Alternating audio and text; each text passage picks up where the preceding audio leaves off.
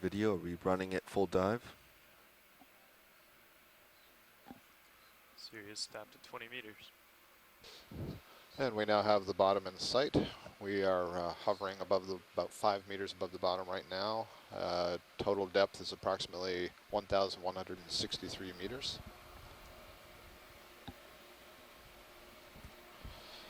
Our temperature on the bottom here is about 4.36 degrees Celsius, so about 4.4 degrees Celsius. We can see a couple of fish there in the distance. And it looks like we have a very sandy bottom at the moment. Visibility is not great. We're going to get a little closer, and we'll take a look, see if we move along the sandy bottom and eventually get to the wall. See if we can see some different types of sediments and rocks. Come down and find me? Sure. Or come around, rather. Sure.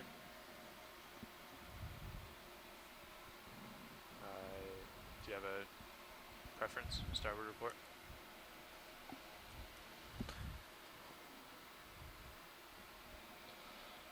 I would say starboard.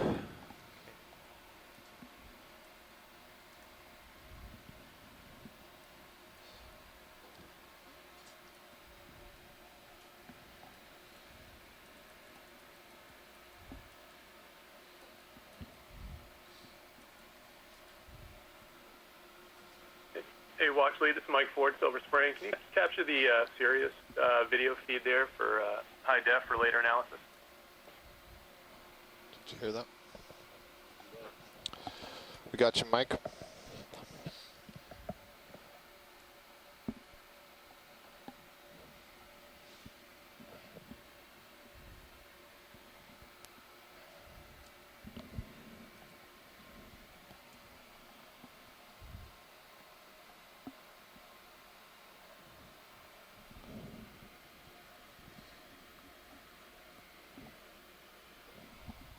Should have your fisheye up in top right to help us out. They're both the utility camera. Yeah. So once again, we are about 5 meters off the bottom. We're sort of hovering here. We're seeing a sandy bottom.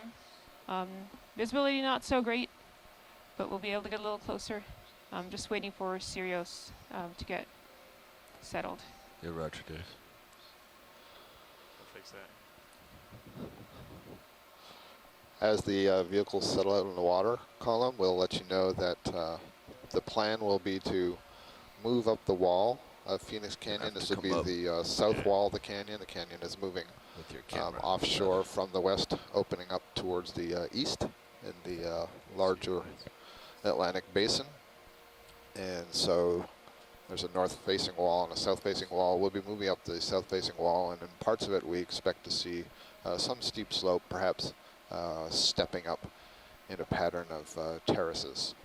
And so where we've come down here is more in the channel of the canyon. There's a lot of sand and mud, and we're hoping that as we move towards the wall and the topography gets a little steeper, we'll start to see some sessile benthic organisms. Right now you can see a nice squid in the center of the screen. It looks like there may be an anemone or a holothurian. I can't quite make it out yet. And we see some cutthroat eels moving through.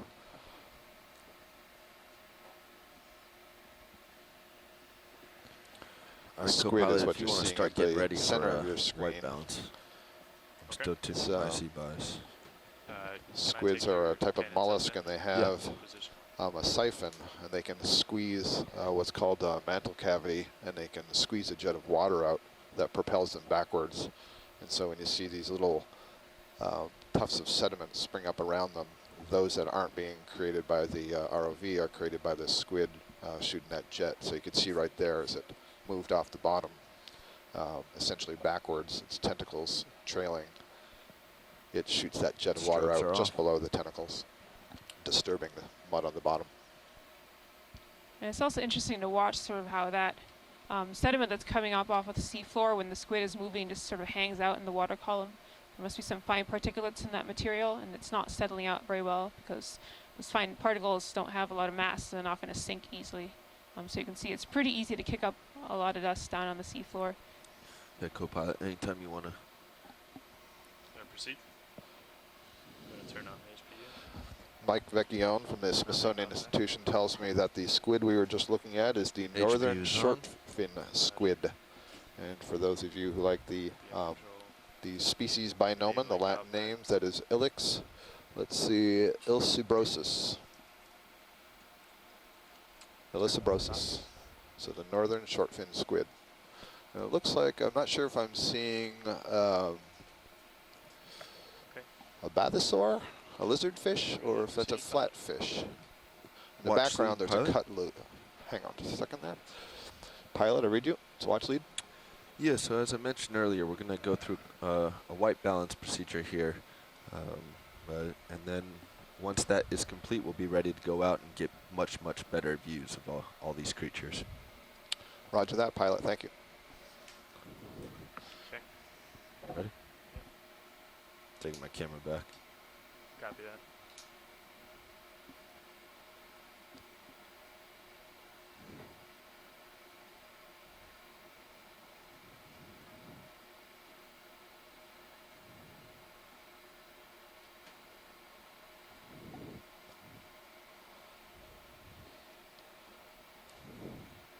So for the next few minutes, we'll be settling a little bit here. We're going to be doing a white balance test. You'll see the arm come into view with a panel We have as the cameras are all set to adjust the color and the lighting such that we get the best imagery possible for the rest of the dive. So this will take a few minutes.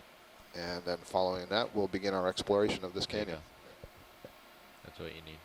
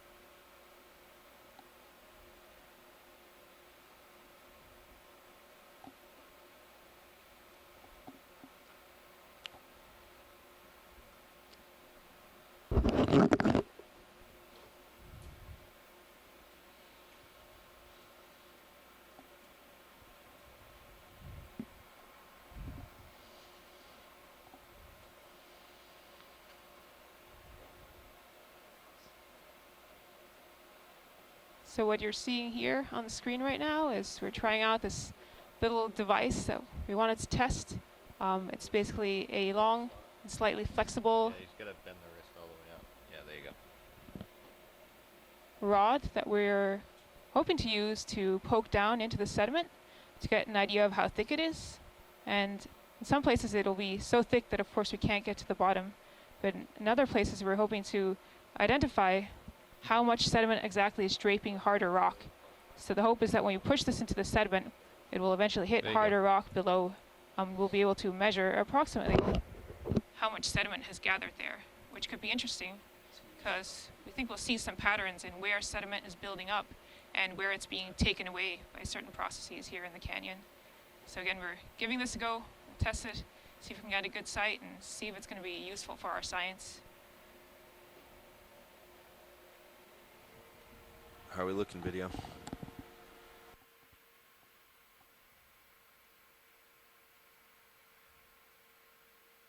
Yeah, I think you need a shoulder or a elbow in still a little bit more.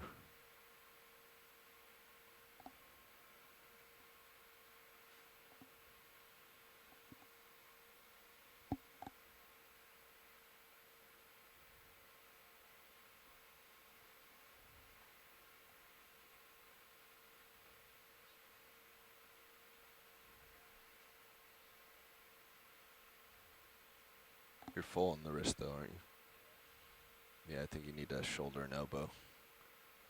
Up and in some.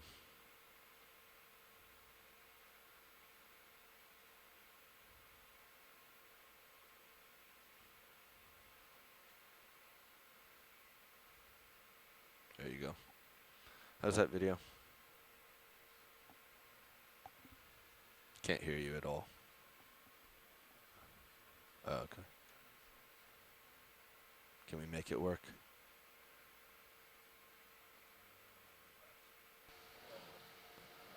Video, would you mind describing that process, since I'm not as familiar with it as you are? So this is Okeanos video engineer Roland Bryan speaking. Currently, if you're watching stream 1, you'll see that we've got chip chart, what we refer to as a chip chart. This allows us to go through an intricate procedure of color correcting the camera based on our lighting that we have. We want to simulate the colors as if you were to see them on the surface under sunlight. So one of the first things we do is to position the arm in order to position this chart in our area. And then we'll close the iris and do the black balance once the pilots are good with that. Okay, so we're now going to close the iris. And we're now going to calibrate the black balance, ensure the blacks are true. We have the ability to make the blacks and the whites just about any color under the rainbow we want, but the idea is to calibrate them to the point to where they're actually precise. So we've just completed the black balance, and now we're going to raise the iris back up. And on board here we have some waveform monitors and some vector scopes to allow us to set our colors, and now the black balance is complete, and now we're going to perform the white balance.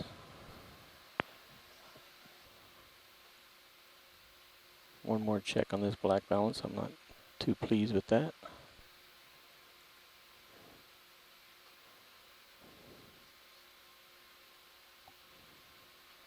Now we're going to perform the white balance.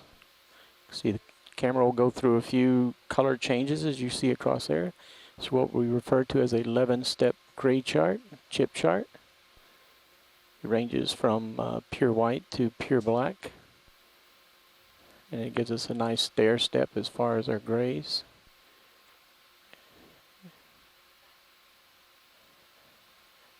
And then by adjusting our red and blue offsets, we can precisely say that that is chip chart. Pilots, main HD is clear. Ready for HD2.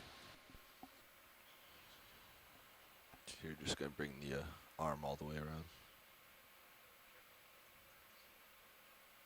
Should be fine. Yep.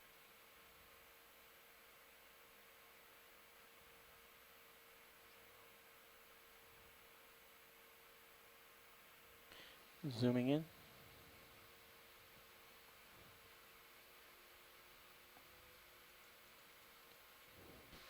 So now as you see, if you're watching stream 2, we're preparing the ROV's HD2 camera. This gives us another vantage point of what we're seeing on the bottom. And we also calibrate this much the same way as we did the HD1 while the pilots were working. This camera was not online. I was actually doing a little bit of this ahead of time to sort of speed up the process. Did you squeeze the jaws again? And we're pretty happy with that. Pilots, HD2 is clear. Let's squeeze the jaws and stow it. Okay. Let's stow.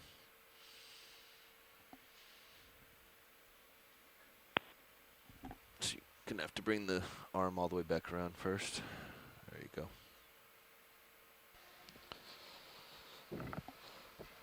To give you a little bit more sense of the operation out here, we have approximately 40 people on board the NOAA ship Okeanos Explorer who are all doing their part to be able to bring this video from the deep sea back onto shore. Right here in the control room we have let's see, there are 8 of us currently. We have an ROV pilot and a co-pilot, ROV navigator. You've been hearing from the video engineer. And then we have in the back row Susan Schnorr, geologist from Oregon State University. Myself, Scott France, a biologist from University of Louisiana Lafayette, and 2 more of the ROV team. And in a couple of days, I'll be comfortable enough to tell you everybody's name. I can give it a shot. See, I think I see Josh and Bobby and Chris and Roland, and I see Dave and Susan, myself Bobby, and Dan. considering Oh, I the did terrain, it. Okay. 0.1 knots, 30 And then we meter have moves, on 20 shore meter a number of moves. scientists who are participating via conference line and instant messaging. And so we have more than 20 people because in some locations we have groups. So for example, we have a group of students Do you want your with Brad Stevens. Sorry, I think I was being called.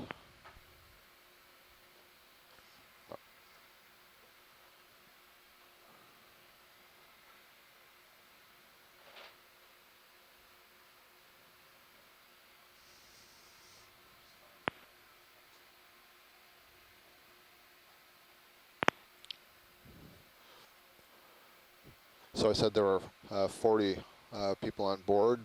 There's also a number of people in the room adjacent to us who are making sure that all the software is running, the recording decks are running.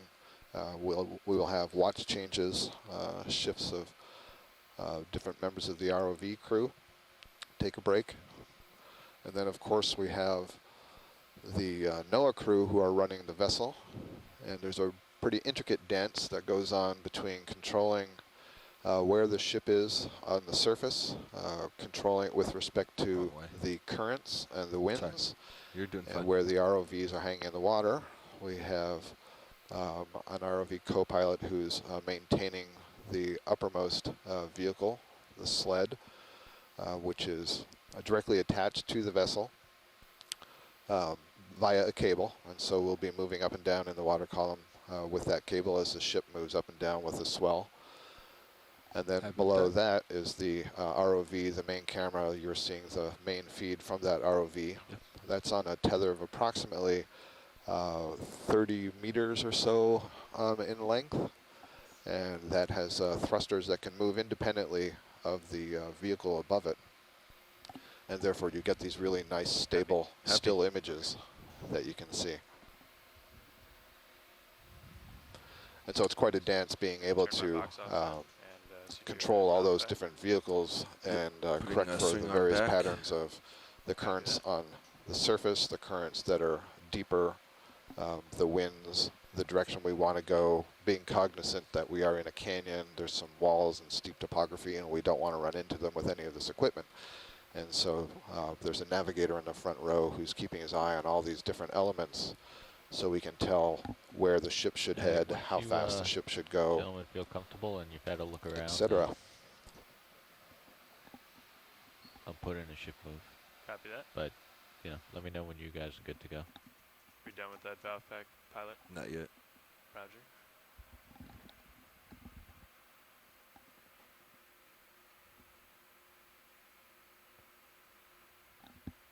All right, swing armor is stowed. Done with port. One of the things that viewers at home may note is that the Stereosphere has got a lot more blue in the image than the ROV, and that's because it's actually further away from the ROV, and the red light actually is one of the first ones to disappear in the water as such. You get much more blues and greens than you do the reds. Couldn't quite hear you there. Sorry about that. Had the mute on. So thank you for your patience. That took us a little bit longer than usual. It's the first time we've done it with the poker attachment, which adds a little step of complexity. Trying to tuck that down into the belly of the vehicle. But thank you for your patience. We'll only get quicker from here. But we are ready to go. So we're going to look at these rocks just off screen here, and then we'll continue on. Roger that. Thank you for the update.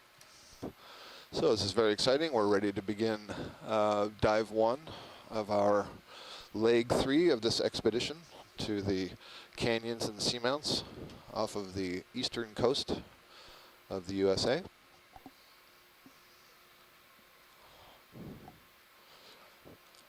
So to reiterate, we are at approximately 1,172 meters or 73 meters absolute depth. Excuse me. We are about 1.5 meters to 2 meters above the bottom. Temperature down here is 4.37 degrees Celsius, and we see in front of us here I don't see any some geology, line around. a Come rock down a of some little bit as point. well. I don't know if this is something that's broken off of the wall and tumbled, but we could see on the left side of it, I saw an anemone. Looks like there's a red crab tucked down there on the left side, and perhaps a cutthroat eel, and there's a large sea star on the right side here. This is an asteroid, a type of echinoderm, quite common in shallow water. This looks like a pretty good size. Yeah, I'm pulling you around. And then I see a couple of anemones attached to a smaller structure behind there. I'm not sure that that is a rock or if that's some a bucket or something. Watchlead, are you interested in getting a better Yeah. look at this? We're at the end of our tether, so we'll need to put in a short ship move to So this get feature that is right. kind of interesting. line there. Looks like this is Yes, ma'am. Sure, Let's go ahead pilot, and if put it we- in. energetic stuff. We don't have to stay here, but if you were Okay. waiting for the vehicle to catch I'll up, put we in can get a closer sh- image. Slow ship move. But I think, yes, we are ready to move towards the wall. Okay, actually it sounds like they want to move on. I copy. So let's get set up for that move instead. So it will be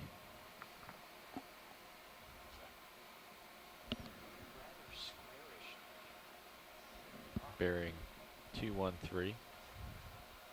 Yeah, this is sort of an interesting feature that we're looking on now, and we are moving on. We'll be moving past this, but it's not immediately clear to me what this feature is.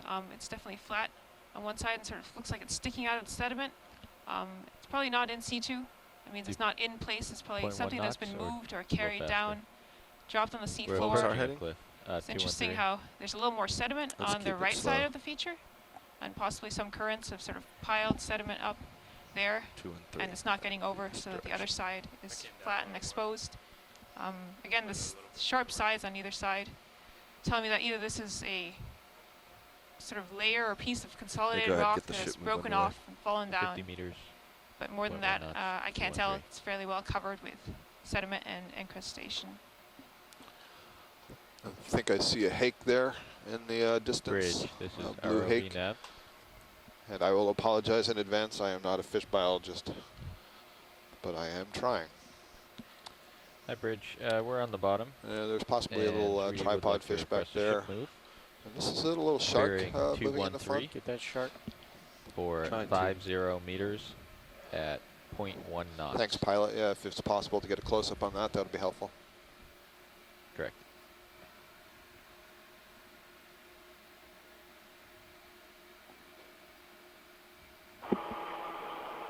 Yeah, well done, Scott. That's a black dogfish, and the fish before was a Anthomora Go ahead, rostrata. Peter. Thank you, Peter. You've taught me well.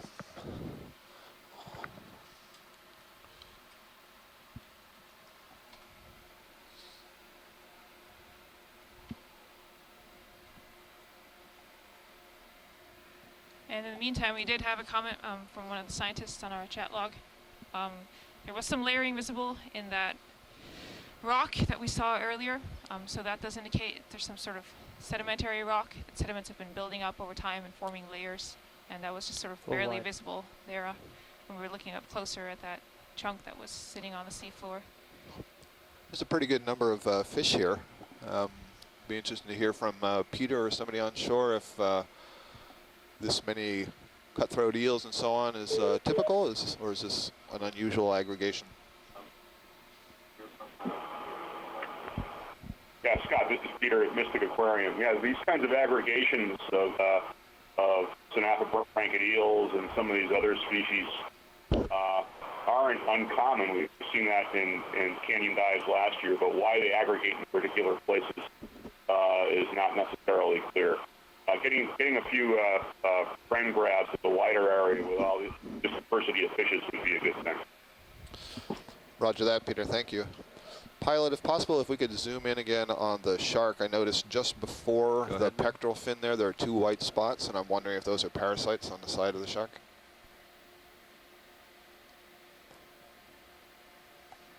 Could be getting cold a little bit, Tyler. All right. Yeah, this vehicle is not as responsive as it usually is.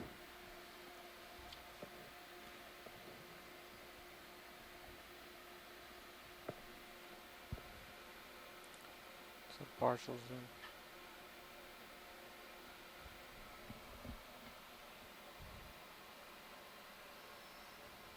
Let's go for it right now.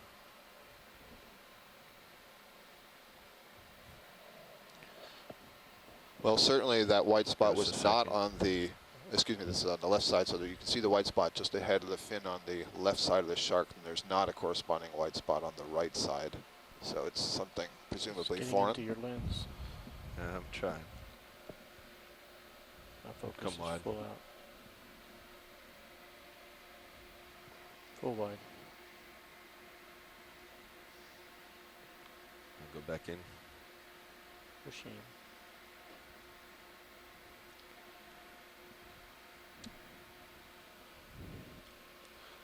Is it possible to is it possible to put the lasers on so we can get a size estimate? Lasers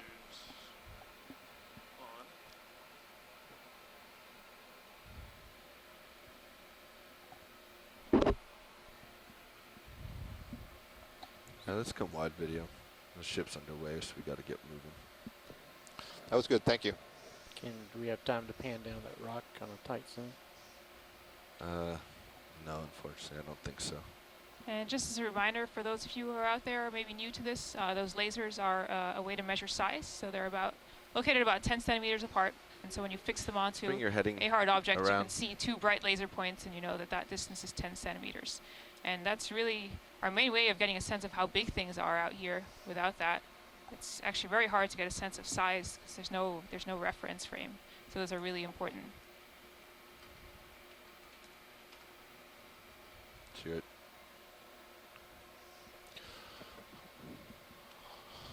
Not sure if that, it does look like this is some trash down here. The white stuff. Bring your heading around to 213. With a rock with some cutthroat eels around it. I don't see too much sessile on the rock. I don't see too many organisms growing off of that rock. And on that rock again, you could see a little bit of that layering that we saw originally in that first piece that we saw coming down. And again, that layering is very typical of sedimentary rocks. That is grains that can rain out or settle out and form flat layers and then build up on top of each other. And that's exactly what we'd expect to see coming off the canyon walls, since those rocks have built up over time by sediments coming off of the continent.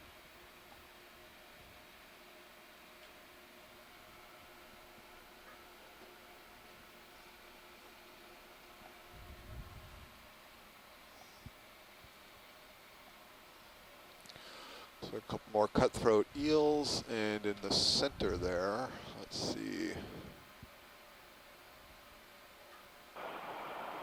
Is that Get a another? quick snap zoom on that. Can we get a snap zoom on the fish that's just disappearing off the lower left? You can see its tail, that's the one, thank you.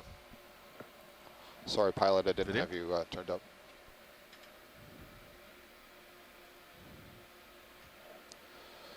Okay, Peter, an identification? It's a fish butt. Okay. Yeah, I think you'll see a little bit more in just a moment. Just not, I haven't had enough fun this morning. Video, let's come wide.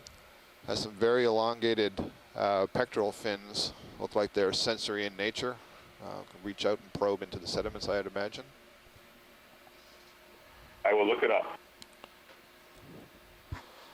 Well, if you can't Got it, identify, back in. then I can't be expected to identify it. Here we go. Let's go back in.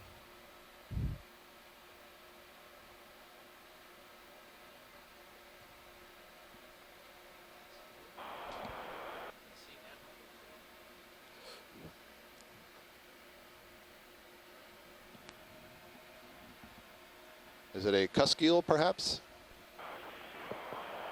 Wow, beautiful image. It's like on the tip of my tongue. Dichroline. Digitate cusk eel, how's that? That's the photo I'm looking at that is closest to this. Am I way off?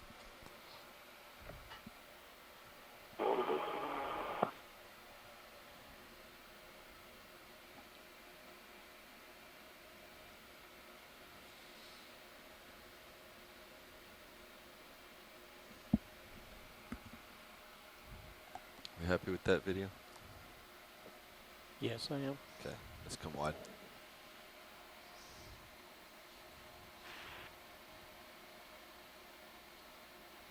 Get out of my cloud.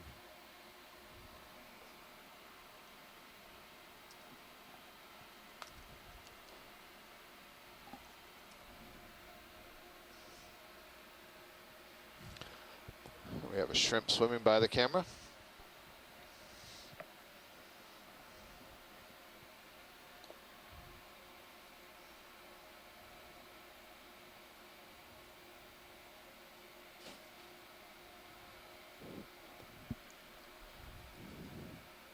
It's a nice view of the relatively sedimented, well, very sedimented bottom, but relatively flat, gently sloping bottom. In the Sirius camera view, you can see the D2 operating upslope.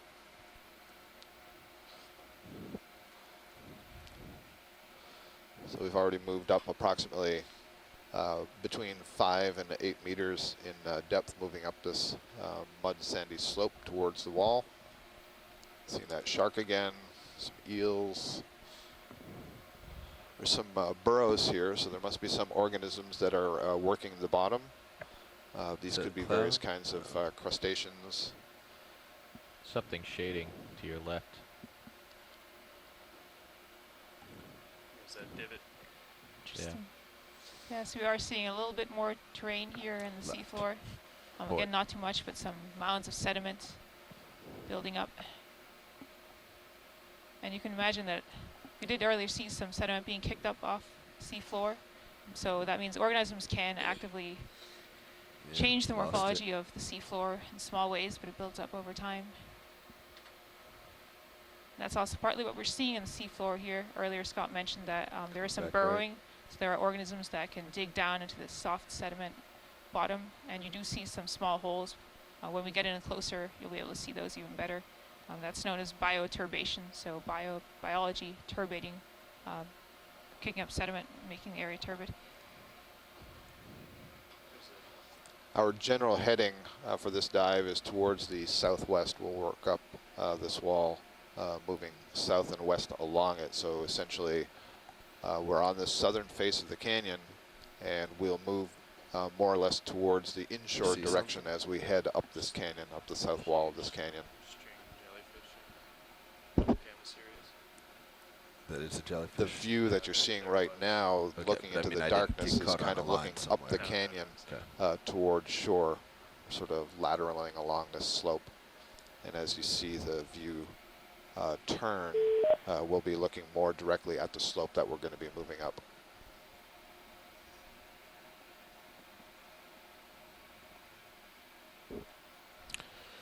Let's see, I see something orange or pink in color on one of these mounds.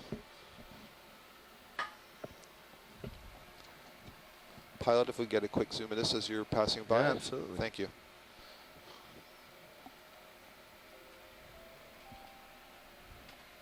Video? Chris, grab my camera, please.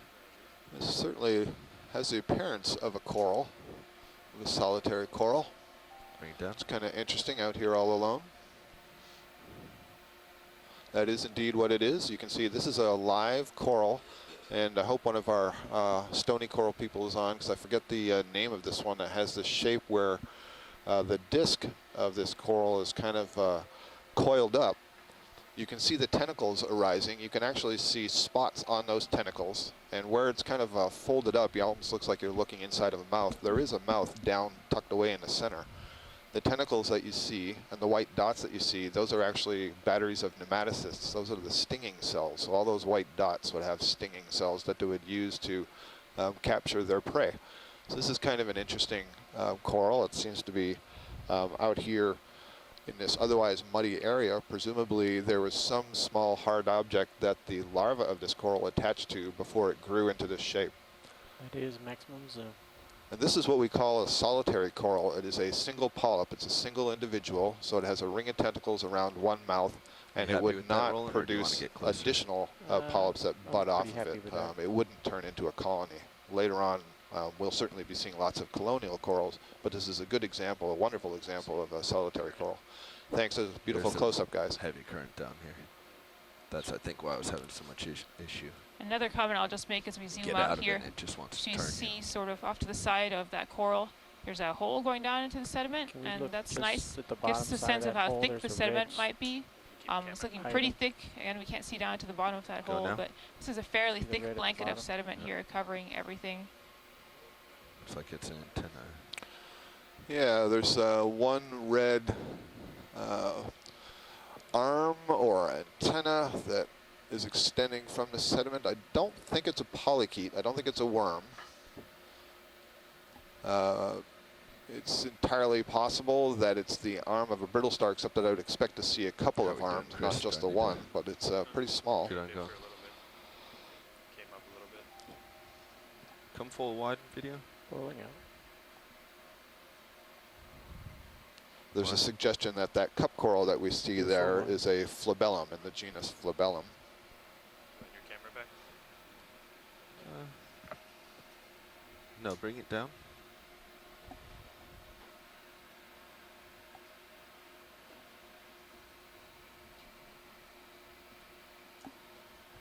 Okay, I'll take it back.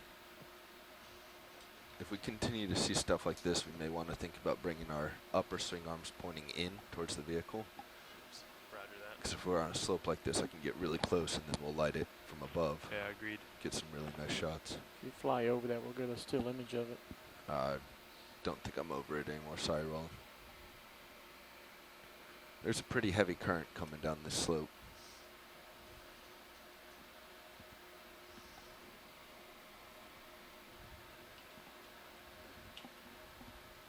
Snap on the white object. Yeah.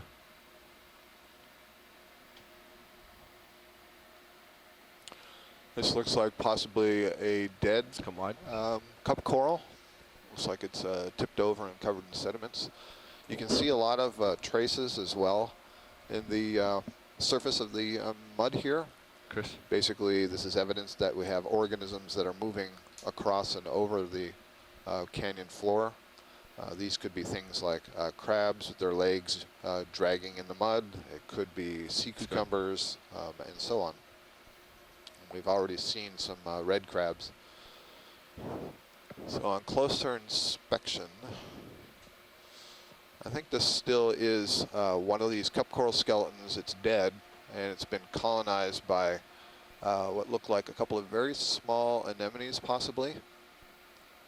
There's 2 or 3 or 4 white anemones. I see on the right side a very small tube worm, a little small polychaete, and maybe even a tiny little snail on the lower right. Looks like it's white in front That is and nice pink in zoom. back. It's really small. This is a good indication that organisms will find any sort of surface to colonize Okay, and we're take clear. advantage of. Okay, And so let's this coral, while its life is over, is serving as a substratum for other organisms See that red thing require floating by? a hard Yeah, substrate on looks which like to it's- settle instead of all this mud that it's around, No, go ahead. that's surrounding it. And just as we were zoomed in before on that feature there, you could see there is a little bit of current moving through here. Some of the things hanging off of that feature were moving in the current. And it's not immediately clear when you're zoomed out Yeah, that I'm the not going water's to be able to actually hold moving. it. Sorry, Roland. But we can also infer that it must not be moving Well, that was interesting. Sorry, very Susan. strongly. Yeah, just making a comment on the fact that That red there are thing? traces in the sediment and they have not been Okay. removed. So if you Let had a me very set up for it powerful then. current coming through or some sort Go of a ahead. storm, you would sort of clear the Chris, seafloor you and you can wouldn't just see take those it and hold it trails. for a while. And then they would be Roger. put there again as organisms move back through the area. So it kind of tells us that this area has not been touched in some time. I believe Excellent. that is a Skeleton? siphonophore. No, I think it's a siphonophore. There is something that's called a dandelion Thank you, Bridge. siphonophore, and that may be one that's come loose from the bottom. They Classic if you remember War of the Worlds, they had these structures, these ships that were globular with these long legs. The dandelion Ship is, siphonophore is stopped. kind of like this globular gelatinous organism that I'll has let you these guys long get set up a tendrils little that bit sort of and then- tether it to the ground. And that's kind of what that looked like. Before putting in the next move.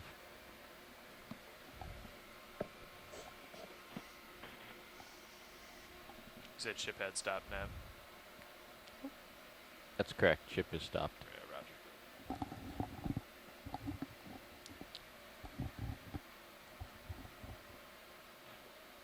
So as you can tell, we're moving along here fairly slowly. Generally, when we're stopping often to look at things, we're moving at a speed of about 0.1 knots. That's 0.1 nautical miles per hour. And if my math is right, it should add out to about 180 meters per hour. Oh, this is beautiful. This is a squid, I believe. If we can get a zoom on this squid. Sorry, pilot, I'm not sure if you can hear me if I don't depress this, but Oh, I gotcha. thank you. So I hope that Mike Vecchione is tuned in and can tell us some of the wonders of this beautiful animal. Let's go in.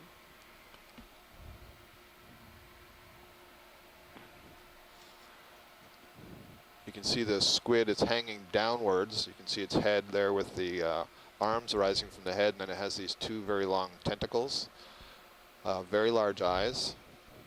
Oh, he's inside the vehicle. Very nice.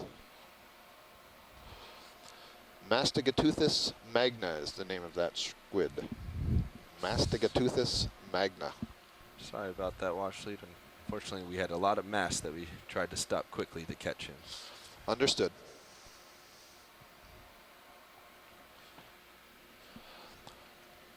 We are at a depth of approximately Away from that. 1,157 meters, and we are approximately 2 meters above the bottom at this moment.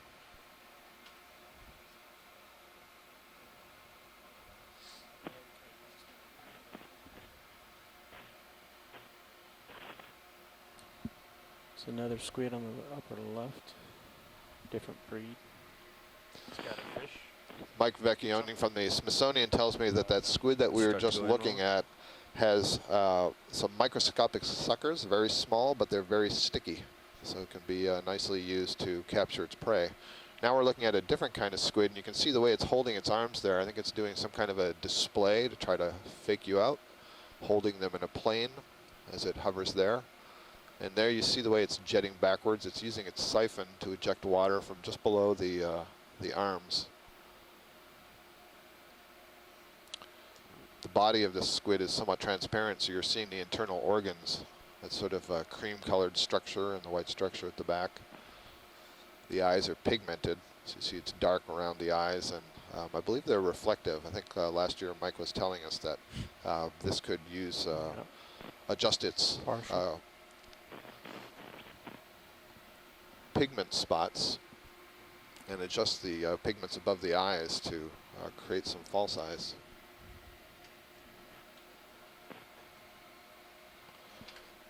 So this squid is in a different genus. This is Oh, there he goes. Brachiotuthis, Brachiotuthis beani. Moving on. That white structure that you saw towards the tail end is Quite the steep. gonad, so where the eggs or sperm would be produced.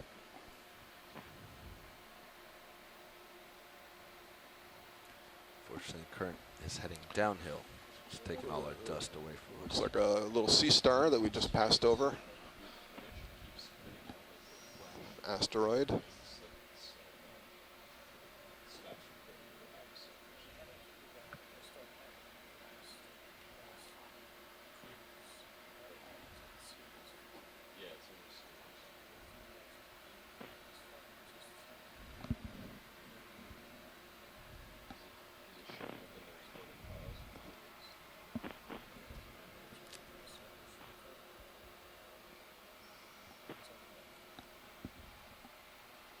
Alright, pilot, if you're ready, I'll put in a ship move. Yeah, we're ready.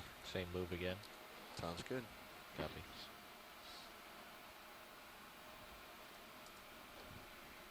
Bridge, ROV nav.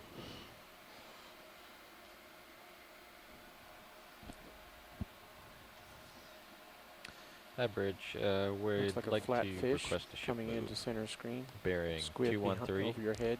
for 50 meters at 0.1 knots. We can see that Mastigateuthis magna squid coming back into view with its very long tentacles, and you can see the fin that it uses to move itself through the water column. Bearing is 213. 213. What's our speed now? There's some flatfish on the bottom. Peter Oster notes that we've passed over some witch flounder. Mike Vecchione points out that they've seen spawning aggregations of the Brachiotuthis squid. That's not the one that we just saw that's hanging upside down the water column. That was the one that was more lateral with its arms flared out. He says that they've had spawning aggregations at this time of the year off the east coast here. We've also got a comment from Jason Chater about some of the sediment that we're seeing here. And he has actually done some work in this area. He's collected cores about 1.5 miles from here a few years ago. And he reports that the sediment at the surface is a sandy silt. And that's heavily bioturbated. Again, organisms have dug that up and rearranged it.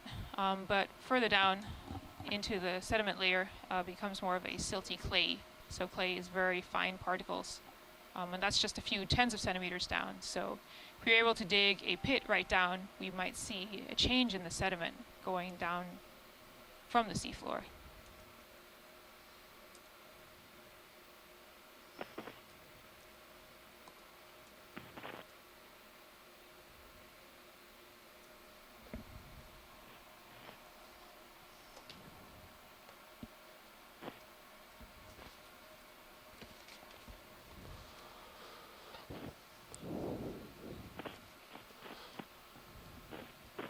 Once again, to orient you, the view that you're seeing from the main ROV camera here is looking somewhat up the canyon towards shore, so that would be more or less to the west. We are moving up the wall to the south, and as we move, we sort of rotate the ROV to the left and the right so we can pan the general environment and see if there are interesting things for us to have a look at. Now we are oriented more directly up the wall. Or I should say up the slope. We haven't really reached a really steep angle yet. Yeah, I see those two. We're approaching an aggregation of some fish here.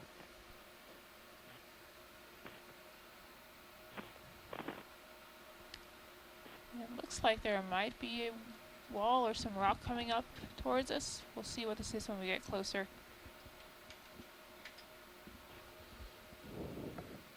Looks like some debris. Or Start the still Yeah. camera. Still sort of hidden in the shadows, but yeah, it doesn't look like it's extending much further.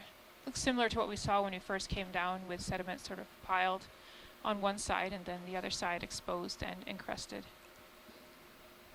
Just a couple bright orange dots and a red dot just Yeah. off the left of that big fly trap. So we're seeing a Venus flytrap anemone just in front of this rock. And then we can see at least these are 3 corals on the bright right. orange spots, perhaps 4. These are probably small cup corals. We'll see as we get a little bit closer. Chris, And camera, there's a please. variety of other things that are on the rock, probably some white sponges. Looks like there may be a hydrozoan colony.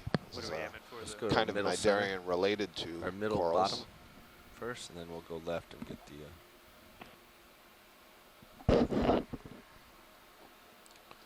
So this is a Venus flytrap anemone. It's kind of curled over a little bit right now. You can see that it has a structure largely similar to the cup coral where you're looking at. They're relatively closely related.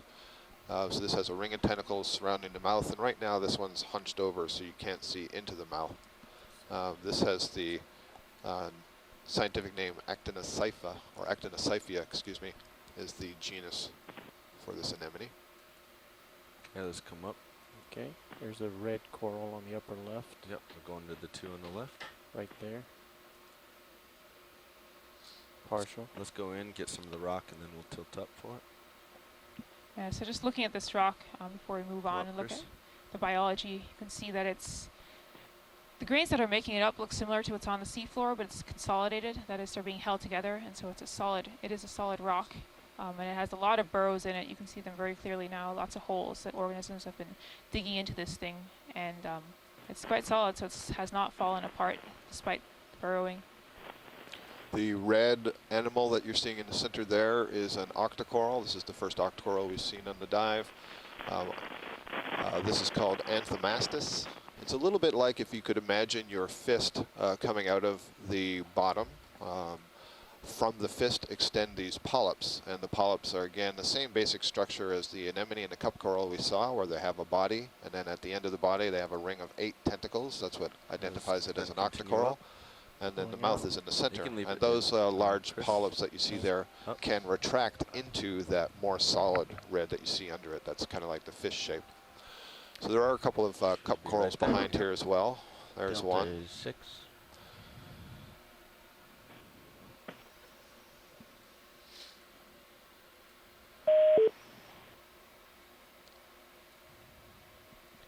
And Jason Chater reports that the scientific or geologic term for this rock could be a siliciclastic mudstone or siltstone.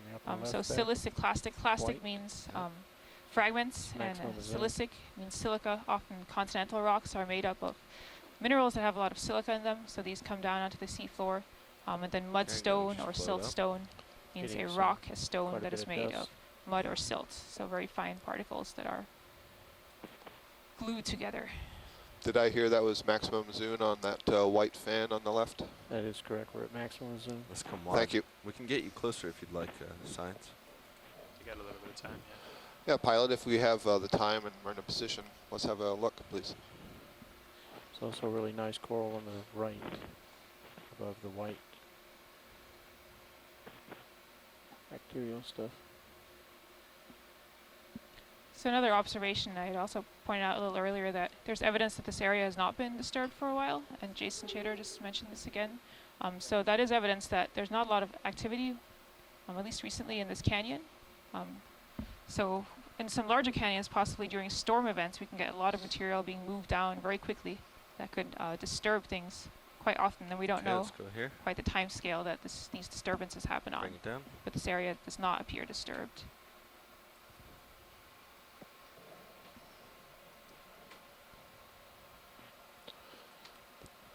Well, this is an interesting looking thing. In fact, I would bet that this is actually a sponge and not a coral. Well, no, it's actually probably... I'm hesitating because I want to say hydrozoan, and yet the swellings that I'm seeing, I can't tell if those are separate organisms that have settled onto the structure, or if this is just a really odd looking sponge. It looks quite soft. You can see it moving, and it's got these little hairs that are coming off of the sides of the stalks. Those do not appear to be tentacles, and they do not appear to have any polyps coming off of them. So I would say that this is a very unusual branching sponge. It has some amphipods on it, and I don't see anybody offering a different opinion in the chat room. So I guess that's the way we will go for now. Sponges, most people would be familiar with sponges having a rather globular shape full of holes, but there are interesting group of sponges that are carnivorous, that grow in some very odd shapes, that instead of filtering water through their body, will have hook-like structures made of silica that they can hook small crustaceans that are swimming by and feed on them that way. They will actually move their cells around to cover up whatever animals become attached to them and then digest them. Thank you for that close-up. Okay. Let's come to the one on top, and then I have to go.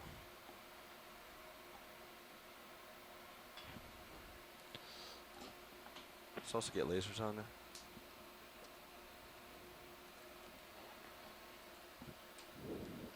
All right, let's come up for that one. Yeah, stand by one. One of the interesting things to consider here is without these really detailed close-ups, it would be easy to assume that that was some kind of a coral and mark it down as a coral, because it does have a branching pattern that looks like a fan coral. We're going to have a look at this darker skeleton now, and based on the color from a distance, it kind of looks like a black coral, but as we look at it closely, I would say that this is a hydrozoan.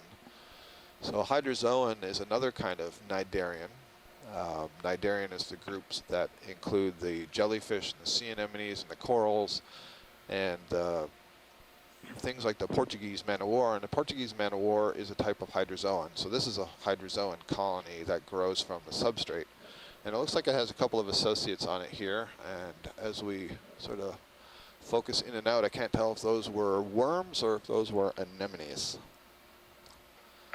Let's see if we can get a close look. Actually, there might be nudibranchs. I'm pretty sure those are nudibranchs. Looks like the walking sticks are there too, Roland. Oh yeah, very good eye. So the pilot just referred to the walking sticks. These are amphipods. Amphipods are crustaceans. They're related to scuds and or next to the pink in the background. sand fleas that you would see along the beach. The common name is skeleton shrimp. But I think behind them, those might be nudibranchs. Nudibranchs are a kind of mollusk. They're related to snails. They don't have an external shell, and they are known to be predators of various kinds of cnidarians, including corals and hydroids. Yeah, go ahead, Chris. We only have a little bit more time here, guys. What are you going for the base, Roland? For all the critters So you can also see some other amphipods right in the center of the screen right now. These again are related to the sand fleas. So these ones that you're seeing, they look like these little curled commas. You can see a red head and sort of yellowish eyes and antenna. These are the cousins of the skeleton shrimp that you also see on this colony. So once again, we have a substratum here that's attracted a lot of other organisms. And a nice analogy is to think about a forest with all the trees. If you didn't have all the trees, you wouldn't have all the birds and squirrels and other organisms that live up in those trees. That's the kind of habitat that the corals provide. Let's go in real quick on the pink on the bottom, give those guys. Here, I think we can get a view on shore there. Here's a nice view of those nudibranchs just below. So I think there's at least 4 nudibranchs that are associated with this colony. These are outstanding. I've never seen these nudibranchs down here. The structures that you see sticking off the back of those nudibranchs that look like tentacles, those are actually elaborations that come from the digestive tract. And you may notice the very tips of them are white. And those white structures are called cnidosacs. And these animals are really fascinating. They can feed on cnidarians. Cnidarians produce stinging cells. These guys can actually feed on cnidarians without firing the stinging cells, and they will transfer those stinging cells into these tips of their digestive tract so that they can now sting whatever's going to try to eat them. Just amazing. All right. That's something called kleptonidae, the ability to feed on these firing stinging capsules without actually firing them and then using them in your own defense. There's only a few animals that can do that. Thank you. That was a gorgeous close-up. We can fly over it. Perhaps at least 5 nudibranchs there. Yeah, I'll try. That was excellent. Coming off bottom. So that's that was 1,143 meters is our depth where we made this observation of the nudibranchs.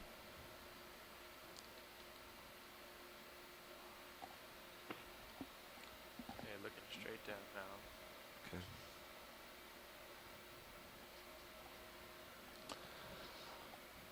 How's it looking in video?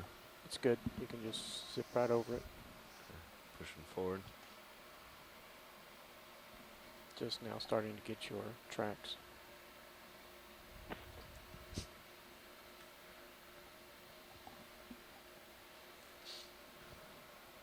Just now getting that first Flytrap. And now the edge of the rock. It's about 1.5 meters. So maybe just another comment as we're moving along here. Jason Chater again mentioned, we were talking earlier about disturbance in the canyons, and this is a big geologic question, is how frequently and on what time scales are the canyons being modified, and are some of the canyons being currently actively modified, or were they all formed mostly far in the past, thousands of years in the past. And so one thing to note is that we are not currently in the center of the canyon. That is, we are not in sort of the central line of flow where we'd expect things to move down. And that means it is probably less likely that material will have been moved here. But perhaps if we moved further down into the valley here, we might see more evidence of disturbance. Yeah, he's going to have to be a pirouette. There's a shark coming up ahead here in the center of the screen, moving off to the left. This looks like it might be the same type of shark that we saw at the beginning of the dive. And ROV team, I have to let you know that within an hour of this dive, you have shown me some things that I've never seen before in the more than 20 years I've been playing in the deep sea. That's great to hear. It's very exciting.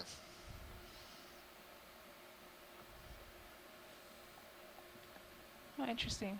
Some pits here. Yeah. Look like they could have been dug out by something. Right, so I wonder, you know, these potentially could be feeding pits. They could be maybe pits that some fish dig out to put some eggs in.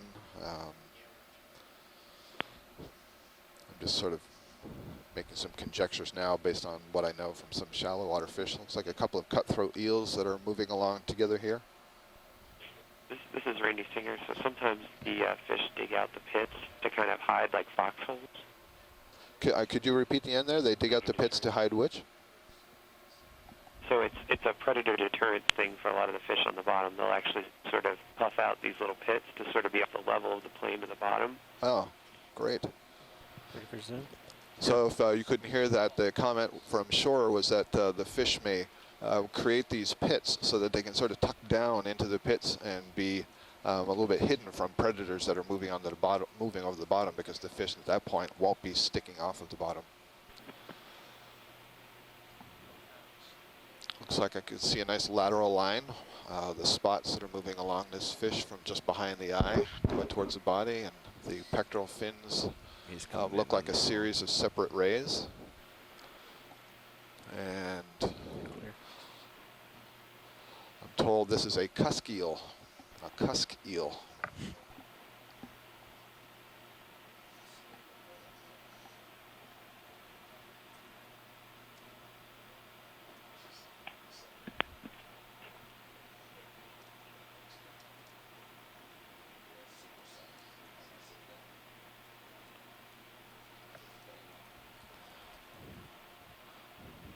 Even when we don't see animals all the time, the various pitting and tracks are good evidence that there's a lot of organisms down here.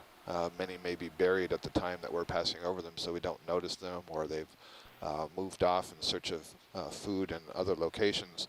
The organisms that are down here are feeding on food that is ultimately derived from surface waters.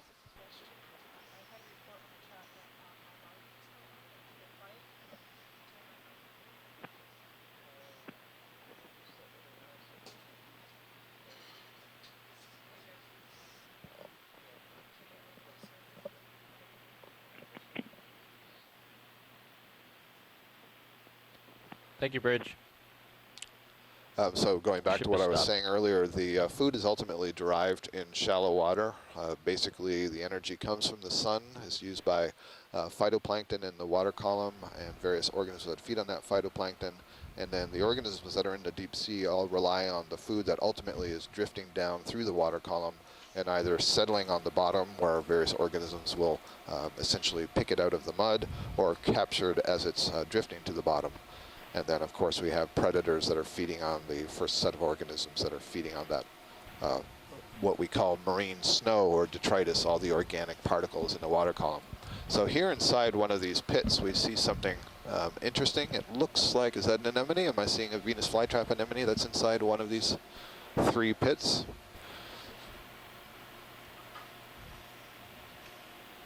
Snap soon. I wouldn't expect the anemone to create these pits, but likely the larva of this anemone has settled. So unlike the one we saw before, here you can see the mouth just in the center as it opens up the oral disc. The oral disc is the flat surface that surrounds the mouth from which all the tentacles are arising. It's a really nice view. So if you were unfortunate enough to pass into that mouth, you would find yourself in a little cavity. It's essentially a bag where the digestion occurs. There may also be stinging cells on the inside of that gut to paralyze whatever prey items are taken in.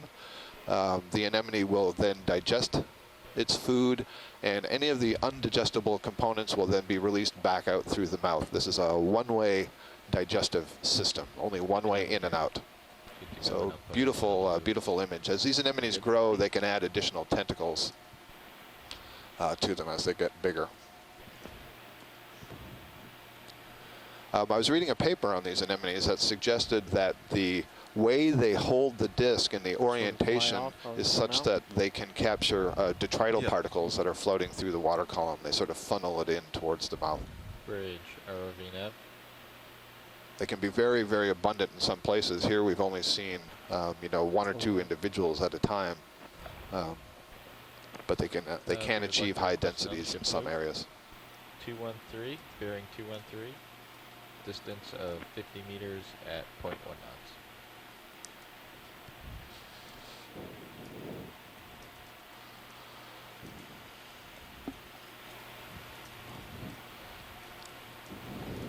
So, another shift move at 0.1. It's getting steeper.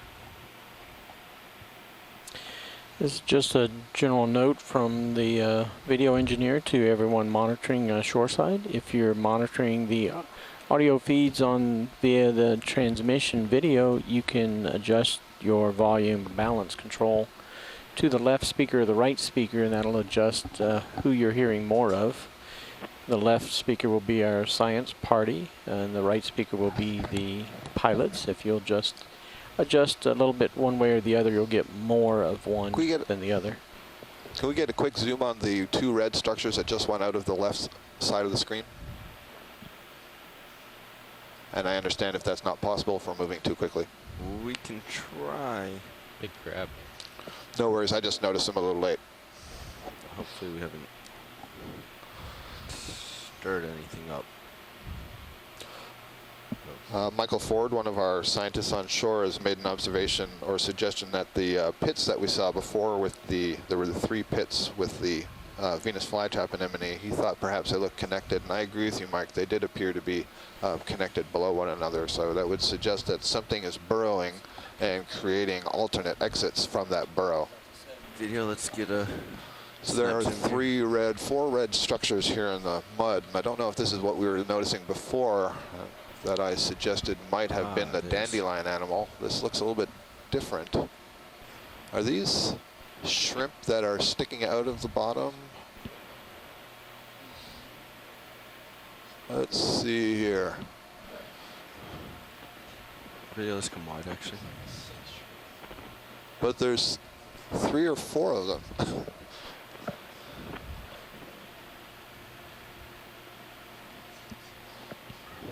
Chris, okay.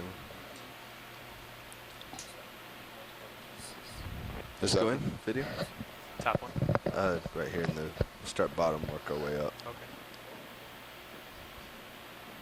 Okay. I see. So we're beginning to think this was a meal. This is a shrimp, and we're seeing different parts of the exoskeleton. So either the result of a molt or somebody has eaten all of the muscle, all of the internal parts of the shrimp. Nice view. Thank you. That's definitely what that is, the carapace of a shrimp. Happy to move on? Yes, thank you. All right, come wide, please.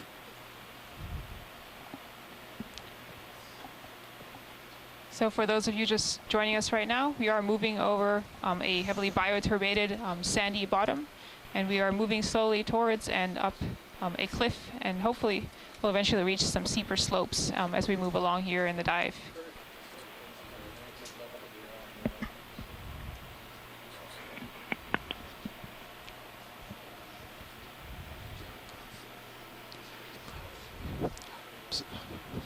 Sorry, pilot, I turned away briefly. Can you get a snap zoom on that fish in the center to the left? We can try. Unfortunately, we're doing a pilot change here at the moment.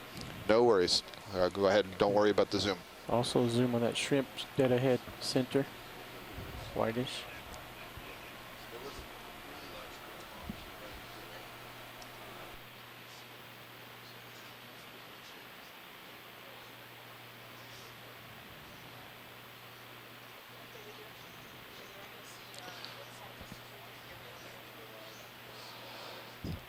We are having a pilot change, so we're stationary for a moment as we get the new pilot settled.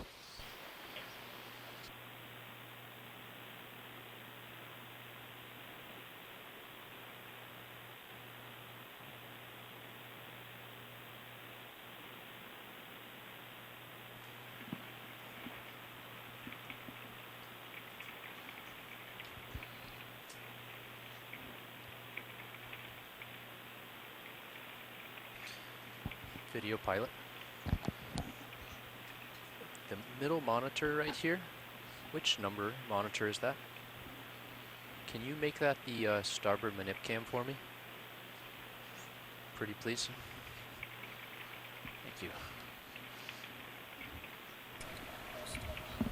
No, second one down on the left column. This guy. Just making sure I know what's what up here before we start driving. Sort of an interesting little dent that we're seeing here in front of us. I can't quite tell. We're not close enough. Yeah. I think that might be the ROV The ROV's skid. Skid. Oh, interesting. Yeah, look how that sediment's holding together. It's pretty sharp, cornery. It's interesting. Nothing else that tells you how thick that sediment is Yeah. at a minimum on the slope. You could also see that in some of the burrows that was going down quite the deep. holes that are there. I'm not quite sure what the origin of those deeper holes is, but it looks like maybe Yeah, we're good. there was some structure there before, and then the sediment just came and filled them in.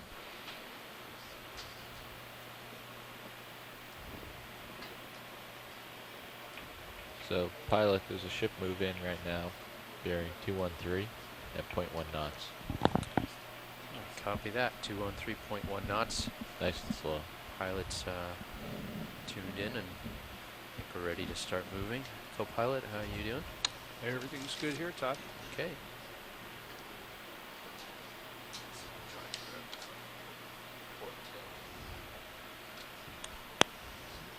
Watch lead, was there an interest in seeing that crab that was commented about a few minutes ago before the watch change? Pilot, I'm not sure if you're referring to the pieces or that larger red crab. The large red crab, I believe. If it's in the area and we don't have to move, then let's have let's have a look at that flatfish. We will have to move pretty soon. Sirius is starting to get over top of us, but co-pilot, I think we've got a little bit of tilt left. You've got a minute, yeah. All right. Roger that. We haven't yet had a look at any of these flatfish close up. Okay, video, feel free to partials in.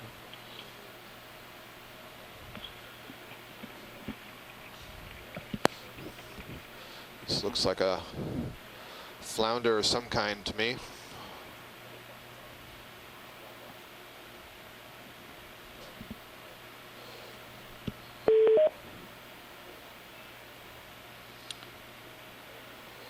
Perhaps a halibut?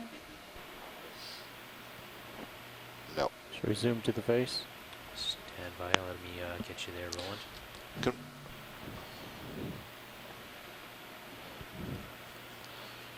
After we get the beauty shot and before we pull away, can you quickly put on the lasers, please? Copy that. We'll get lasers on momentarily. Thank you.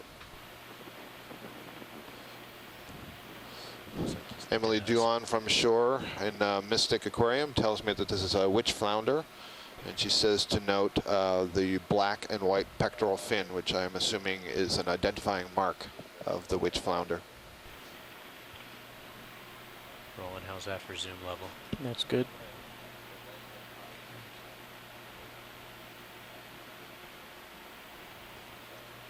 Sort of pulling out the translucent lasers. gut there. Yeah, go ahead with lasers. Am I Rolly, you tilted good with the appropriately for lasers? Yeah, that's good. shot? Oh, Yeah. I've seen. Okay, lasers on. Partial zoom. So that fish is perhaps between 18 to 20 centimeters in length. Oh, I see in the Sirius view is one of those Mastigateuthis squid again, Pulling full with wide. its long arms hanging down. And earlier, Mike Vecchione had written in to say that the long arms that you see partials are on ventral Sirius? arms, so on the Sirius. ventral side of the body that are used to deer. hold the even longer arms separate, or the even longer tentacles separate. So they don't, I said that they had these micro suckers, they're very sticky, and so to prevent them from sticking to each other, I guess, the arms are sort of spreading things apart. Co-pilot, or is it time to get moving? It's a really nice view in almost the looking straight Sirius down here. camera, Okay, I'll start looking pushing up. down on that squid, and you can see the way those arms just dangle down below it. And Michael Vecchione, one of our shore-based scientists, also had an interesting comment about some of the holes, the bigger holes that we've been seeing here on the seafloor. And he reports that there's been some speculations, that is, we don't know for sure yet, that some of those larger pits may be made by toothed whales, Hey, pilots. feeding off squids Alligator. close to the bottom. So that's quite interesting. Yeah, it's out of the light pool now. Okay, I also full saw out a Sirius, small please. ctenophore next to that squid above the Deep Discover. There's a nice So I view just of sat the down, Deep but it Discover looks in like, addition to the squid from the Sirius camera. Sirius is starting to pass the ROV. We are pushing out, Navigator. Thank you.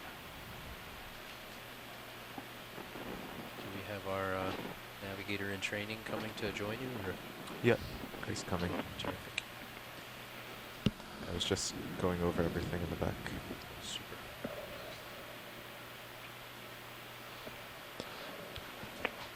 Nav, this is Watch Lead. When you have an appropriate moment, could you give me just an approximate distance to waypoint 2 so that I could relate that Maybe to the shore tilt the side? camera up a little bit, see more into the light pool.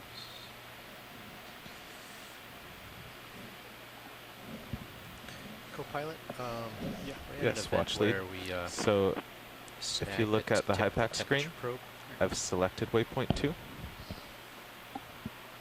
And then if you look up to these numbers here, there's target bearing, time, and distance. And that's in meters? Yes. Roger that. Thank you, Nav. So, but Okay. when I drop a Gosh, new I- target, it will I'll take care of it. deselect waypoint 2. Oh. So you might have to ask me to reselect or remind me. Roger that.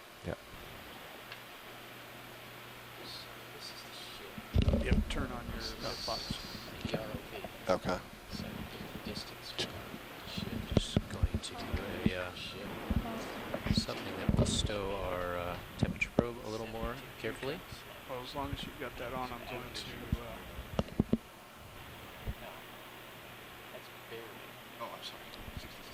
Does that look to you guys? That's a little more secure on the temp probe. So for our shoreside scientists, we are approximately 65 meters from waypoint 2, which is to our south-southwest, a bearing of approximately 207 degrees. And we are moving slowly along the seafloor, speed of about 0.1 to 0.2 knots. And again, that translates into about 180 meters per Okay, hour Todd, at I'm done with 0.1 knots. hydraulics. You So done with pretty hydraulics? Done slow. with hydraulics, yep. I got the port valve back off. Okay, start with valve pack is off. Moving at Disable this HP. slow speed allows us to slow down to get good images of the organisms that we're seeing or the geology. HP is disabled. You have to keep in mind that we have a vessel moving through the water column with more than 1,000 meters, more than a kilometer of wire streamed out behind it, and so stopping all this stuff on a dime just isn't possible. And so the faster you go, the harder it is to stop when you see something. So if you move at a slow speed, you can you're in a better position to make observations and more careful observations by slowing down. And essentially the general operation mode is to have the Deep Discover ROV Yeah, our direction of flying out travel in is front of the 213. Sirius ROV, which is above it in the water column. It can then slow down as the Sirius ROV catches up to it and Judging begins by to pass the over the Sirius top. And at sonar, that there's some point, then steeper stuff the coming up. Deep Discover has to start moving That's what again. we're expecting from the multi-beam. So the slower we go, the more opportunity we have to look at things. Looks like we have another So in hard general, I target think coming up for the here, next move, another we could try to square up. rock or Yeah. maybe a Yeah. dislodged part of the Try to wall. turn to look at that Let's- Yeah. squid. Oh, I mean, but That's this just move- interesting. this Yeah, move it was looks like it's slightly covered with some diagonal, so. sponges and stuff. So pilot, can we get a close-up of this rock as we approach it? Slow the bus down. Why don't we switch out video engineers? Switching out video engineers. I can so see as we're getting close. hold wide zoom on this for a moment. Roger that, pilot. Co-pilot, do we I have can a see moment, or that do we I have really some need to move? sponges and cup I'm coral. looking relatively Looks level quite similar at to you, but the it looks last like the rock slope that we is stopped coming at. up. Yep, Yeah. definitely. There's probably some hydrozoan you've got a colonies moment. again. Partial scan of this, and then I'll scoot. There's no large colonies of coral or anything that I see on this rock. Video, if we want to do a See that partial on familiar this, layering again I of need the to get sedimentary moving after layers in we this rock. take a look at this briefly. So this is more likely tumbled off of the wall rather than been exposed in Could come sediment, to you think? a stop. I but would think so, Sirius yeah. will I mean, keep of course, it's moving really hard to anyway. tell if this is in situ, but since we're ahead, kind video. of moving up the slope is not too steep right here. Yeah. I can't confirm, but I would think it's tumbled down. Certainly been some bioturbation in that rock. Yeah. We can see a lot of sponge that's encrusting the rock, sort of whitish material. Almost Just looks like gonna some let it rock left. brachiopods, perhaps. Come I see a couple scan. of sea anemones. Tom, There's I'm some turning right to look at you, tubes so of polychaete you're still worms. off to the right of These are where, serpulid tubes. The tubes are made of calcium carbonate. They're the sort of white squiggly lines that you see there. These bivalve shells, Can you they just kind of do a look like partial? clam shells. A I've lot of got them a are punch empty, but out some of here. them aren't. And I believe those may be brachiopods. I don't think they're bivalves. That is, I don't think they're related to clams. Watch lead Sirius Oh, has but Tim- overtaken the vehicle, so I'm going to So Tim, I see you along write here. bivalve shells. Are you just describing that it's a bivalve, or do you mean that it's a mollusk? Video, thank you. And I'll wait Yeah, for you to I'll turn comment left in the and chat room. follow you as you go. Thank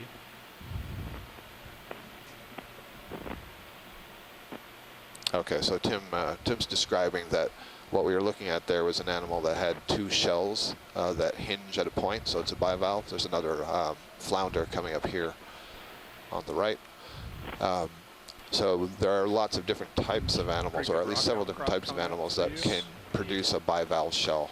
And so you can't automatically say that it's a clam. It could be another gotta get type out of and animal. stretch down So we're coming into some harder targets now here. Looks like the ship maybe a little stopped ledge. about a minute ago at Okay. the end of the last 50 meters. This is perhaps our first step. Yeah, this might be, pilot, this may be a good place to Oh, look neat. around a bit before Yeah. we move on. It's our first large outcropping.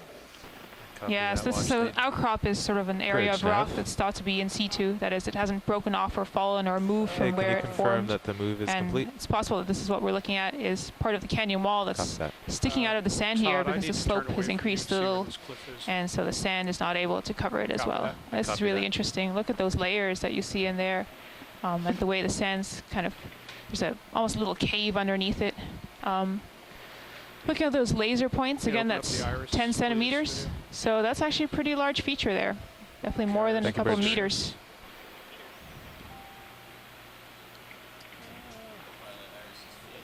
Okay.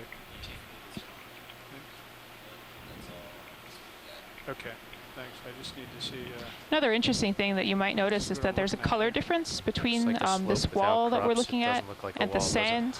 No, but it's only 10 meters away. And one explanation for colors that we So see I'll in just keep an sediments eye on it. is water moving through sediments can Coming back to contain find you iron again. and can drop that iron off. Nav, can we drop a target at this location, please? Thanks, Jared.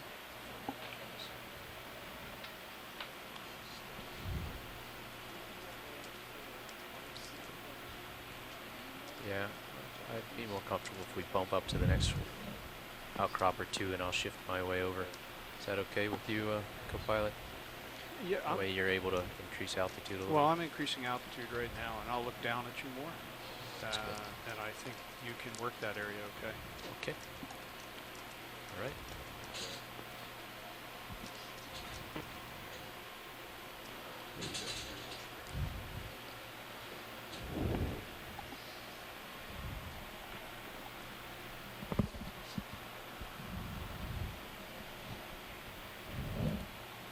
This feels good. I'll let you know. Get a quick zoom on that little grenadier up at the top of the front, please. Peter Can we wants get to a- zoom on the fish. Yeah, the one that's just off the top of the screen is not in the screen anymore. It was top center. Okay, not the one that's swimming. Correct, not the one that's swimming. It was on the bottom. Okay, stand by. I'll get us back there. Copy that video there. We're going to do a zoom on a fish that I don't yet see. Top left. The one, yeah. There, no, top center. Just came into view, top Ah. center. Very top of the screen. Okay, I'm going to push in a little closer before we zoom, okay? This is a rat tail of some kind. I love the serious view Peter, right now. could you acknowledge this is the fish that you were hoping to have a look at? Yes, this is the one. Thank you. Thank you. I'm seeing several cup corals in this area as well. You can see these bright orange spots. Okay, video. Do partial.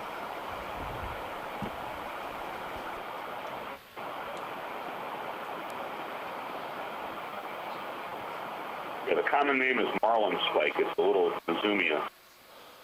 So this is a Marlin Spike, a type of rat tail. The genus name is Nezumia. You can see the large eye. You can see how thin the tail is relative to the rest of the body.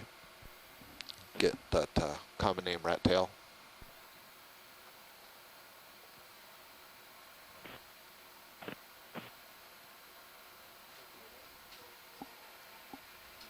Does Peter want a The tighter Marlin zoom than Spike that? Grenadier. Do you need it tighter than that, Peter, or is that good? That is marvelous. Thank you. That is terrific. Thank you, pilot. Scott, did you want to see some of these cup corals while we're Yes. stationary here? Please, Todd, that would be helpful.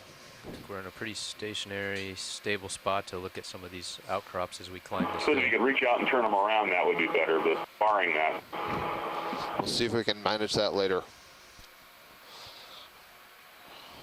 I have some notes here about that Marlin Spike Grenadier that apparently they feed primarily on euphausids, You wanna take which is this a kind tight? of shrimp, krill, actually. We'll get back to that in a moment. We're looking at this little cup coral now. Okay, I'm going to try to get it a little closer as you track focus. Try to get us a little closer. So I guess, you know, one thing I need to see on these small orange anemone-like things is to really find out, is this really a cup coral or is this an anemone? I can't really see the skeleton underneath, and I don't really see the septa. The septa would be these plates that are part of the skeleton that the fleshy part is sitting on top of, and I can't see that on those. Video, can you do partial as I get stable? I'm trying to get us a little bit closer to. Our arm is touching the, okay.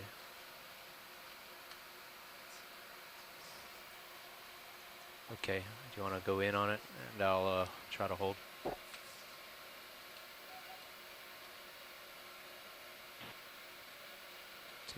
Can you take tilt and tilt up a little bit, please?